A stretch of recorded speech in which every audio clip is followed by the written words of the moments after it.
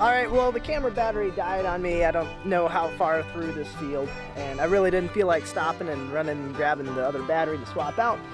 But as you can maybe see, this field is done. It took about 2.5 hours, and there's maybe 8 or 9 acres of stuff that I actually cut in this one. So we're gonna head on over to the turkey field. That's only probably 4 or 5 acres.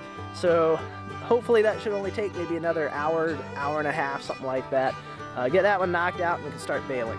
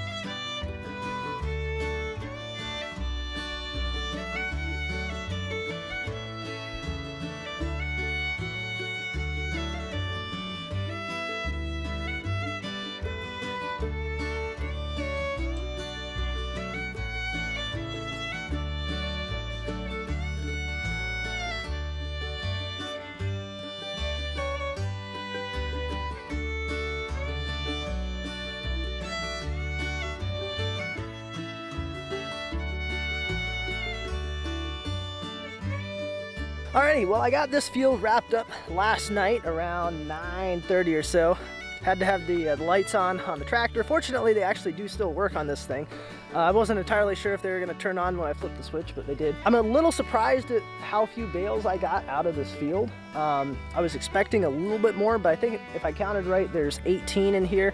And these are 4 diameter, 5 wide bales. This field has been worked very hard over the years because since it's a easy to access hayfield, this one's been run a little bit harder, so I don't think that the grass is as good as it could be in this field. But even with that, I was kind of thinking I might get a few more, but you know, you get what you get. One thing that would have affected a little bit, not much, but some, is that I forgot to order new tines for the rake, and I'm missing a few on there, so you could probably still see a little bit of hay out in the field where it didn't get raked up, you know, quite as well as it should have been. So there's a little bit of stuff left behind, but I can't imagine that that's more than one, maybe 2 bales, but probably no more than one. So we're gonna head over to the turkey field. Today is Saturday, and I was actually at one farmer's market this morning, and I've got another one that I need to get to in another couple hours, so I'm gonna hurry up and get over there, throw you guys on time lapse, and get the rest of this baling done.